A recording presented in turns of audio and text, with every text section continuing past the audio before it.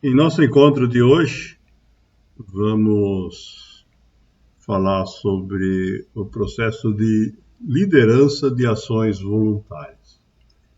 Esse tema, de fato, faz parte, dos círculos sociais, o nome que a gente dá às diversas áreas da vida onde a gente pode estar envolvido, e que nós viemos analisando aí nos nossos encontros anteriores. Quem perdeu algum pode consultar os vídeos no canal. E hoje, então, vamos falar sobre a liderança voluntária, que é no contexto, então, aqui dos nossos ciclos sociais, o último que a gente ainda não tratou. Todos os outros aí já foram tratados. Se você perdeu algum, recomendo que reveja o vídeo. No nosso encontro anterior, nós falamos sobre a participação como voluntários em alguma atividade e colocamos algumas questões relacionadas aí a uma necessidade de organização, para que esse movimento voluntário que tenha sido criado para defender uma causa ou uma paixão comum, de fato possa operar. E aí, no encontro passado, nós complementamos esse tema, mostrando que existe uma variedade gigantesca de oportunidades, de participarmos como voluntários. Hoje, nós vamos olhar essa questão do voluntariado sob uma ótica diferente. Quando a gente tem uma organização voluntária constituída, seja ela formal ou não, a gente precisa cuidar dela, senão ela não funciona. E a lista de elementos envolvidos nisso é bastante grande. Nós vamos, aqui, enquanto vocês olham para esse slide, na verdade, dar uma ideia básica, do que significa cada um desses temas, mas no espaço que nós temos aqui, não vamos poder discorrer em detalhes sobre cada um desses itens. Mas, ainda assim, temos aí um conjunto bastante grande de questões que alguns voluntários que pertencem à organização sempre precisam desenvolver. O primeiro deles é a capacitação. Não importa qual seja a causa, a paixão, o objetivo, do voluntariado que a gente esteja avaliando, sempre vai haver atividades que precisam ser repetidas, que precisam ser desenvolvidas, que precisam ser planejadas. E isso exige que as pessoas envolvidas nesse processo tenham algum conhecimento que é compartilhado apenas dentro dessa organização, que não está disponível para quem não participa. Então, essa é a primeira questão, Normalmente existem vários níveis de capacitação, só para as pessoas que participam, mas, além disso, para aqueles que ajudam na organização e para aqueles que, de fato, conduzem a organização, pode haver necessidade de capacitação diferenciada. Lógico que vai depender também do que cada um já sabe, já fez na vida e por onde andou. Outro tema que qualquer movimento voluntário compartilha com o mundo do trabalho, que nós já discutimos em detalhe, então não precisamos aqui repetir, é a questão do marketing. O marketing de um trabalho voluntário tem por objetivo, na verdade, atrair mais pessoas a participarem daquele movimento voluntário, para que aquela causa ou aquela paixão que aquele grupo defende possa ser trabalhada por mais pessoas, né? Isso só não acontece no caso de sociedades secretas ou coisas assim muito diferentes, né? Onde não há interesse em ampliar o número de participantes.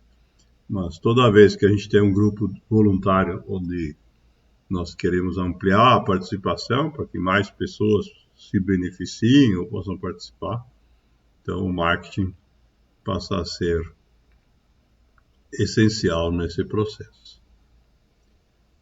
Outro tipo de atividade que é desenvolvido por muitos grupos voluntários é a questão da organização de eventos, né? Eventos podem envolver palestras, podem ser presenciais, podem ser online, como nós costumamos fazer aqui no Amor Consciente, né? Pode-se trabalhar com o lançamento de livros, podem-se fazer visitas a outras organizações, a participantes, quando por alguma razão eles não podem vir, né? Vai depender da característica de cada grupo voluntário, mas a realização de eventos também serve como uma forma, então, de fazer com que mais pessoas se aproximem e conheçam, né, o trabalho voluntário desenvolvido. Ligado a essas questões que a gente já citou, é obviamente necessário ter algum material educativo, né, para que as pessoas possam, de fato, se apropriar do conhecimento.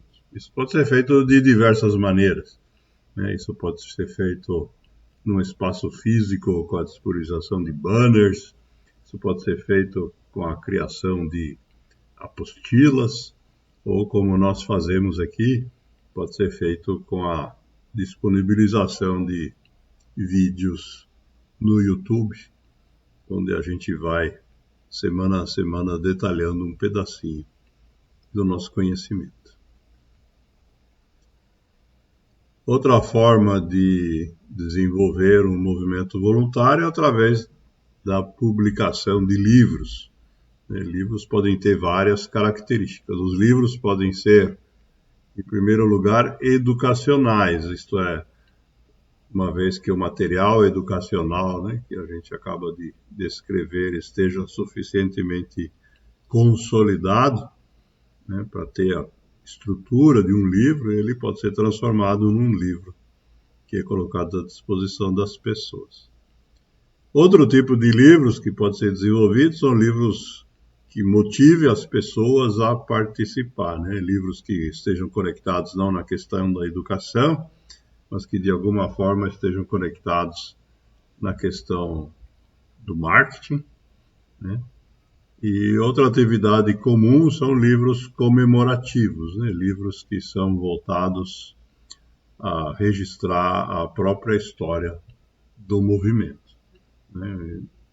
Livros que costumeiramente são feitos em aniversários múltiplos de 10, aos 25 anos, aos 50 anos, aos 100 anos de um movimento voluntário, contando uma história. Outra temática que diz respeito à liderança dos grupos voluntários é a questão da institucionalidade.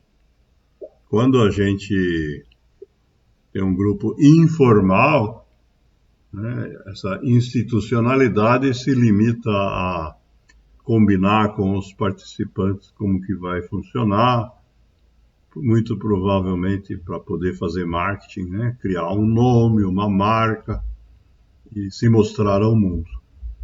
Mas, como nós colocamos já no encontro passado, a formalização, né, de uma organização voluntária na forma de uma instituição tem também um conjunto de exigências legais, né, que precisam ser desenvolvidas, né? Empresas têm contratos sociais, entidades no Brasil têm a exigência de terem estatutos para poderem ser registradas, e esses estatutos têm que ser aprovados em assembleias, e a partir dessa formalização, então a entidade passa a ter uma série de obrigações que quando ela opera sem esse registro, ela não tem. E essa é a razão pela qual muitas organizações voluntárias não são registradas formalmente. Outro tipo de atividade que precisa ser desenvolvido, né, pelas lideranças é a busca de fontes de financiamento, né? Nenhuma atividade humana é capaz de ser desenvolvida sem nenhum recurso. Então, mesmo quando na situação mais simples e básica, os recursos que são utilizados são ou arrecadados ou doados por participantes, né, da própria organização, para ter um mínimo aí para poder operar. Né? A gente tem uma situação aí que aparentemente não tem dificuldades, mas existem muitas outras possibilidades. Né? Falamos de eventos podem ser cobrados em alguma situação. Outras organizações acabam desenvolvendo produtos, camisetas, brindes, canecas, para vender com a marca da organização. E, se a organização for estabelecida formalmente, também existem oportunidades aí de financiamento. Não é simples, tem toda uma linha aí de estudo para organizações do terceiro setor se capacitarem nisso, mas é possível em algumas situações aceder a fontes de recursos públicos, né, tanto no nível federal como estadual e às vezes municipal. Outro tema, né, que a gente tem que lidar é a questão da informação sobre o próprio movimento. Então precisamos aí pelo menos saber quem está participando, não importa se é um grupo de WhatsApp ou um sistema de base de dados ou alguma outra organização, mas alguém tem que cuidar disso. Nós precisamos saber quem participa, quem não participa, quem vem, quem não vem.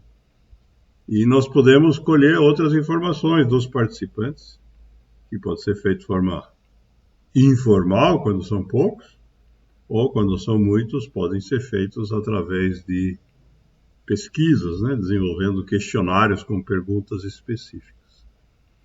Esses questionários, inclusive, podem ter partes deles tabulados de forma estatística para retroalimentar questões como o marketing, a busca de financiamento e outros que já citamos. Costumam ser uma fonte de informação bem valiosa. E por último, né, no caso das organizações voluntárias que defendem uma causa, né, em muitos casos também existe aí a possibilidade de influenciar as políticas públicas. Eu fiz essa restrição, né, das causas, né, porque quando uma organização voluntária tem por objetivo cuidar de uma paixão, como pode ser a torcida de futebol de um clube, então provavelmente a política pública seja muito menos importante.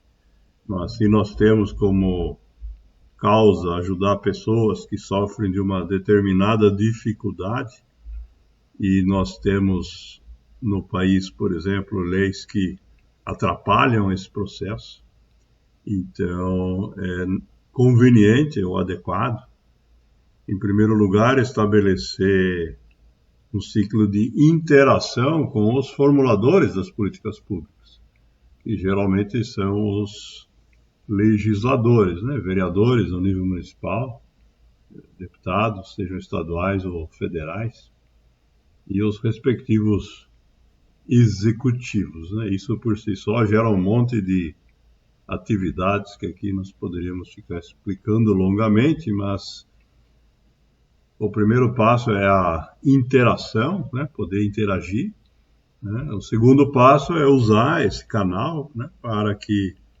propostas surgidas no âmbito, né, dessa organização voluntária possam de fato encontrar espaço dentro de mudanças ou de novas legislações. Então, se você chegou até aqui, né, esperamos que com essas ideias você possa ter identificado alguma coisa que você possa mudar ou melhorar dentro da organização voluntária onde você atua.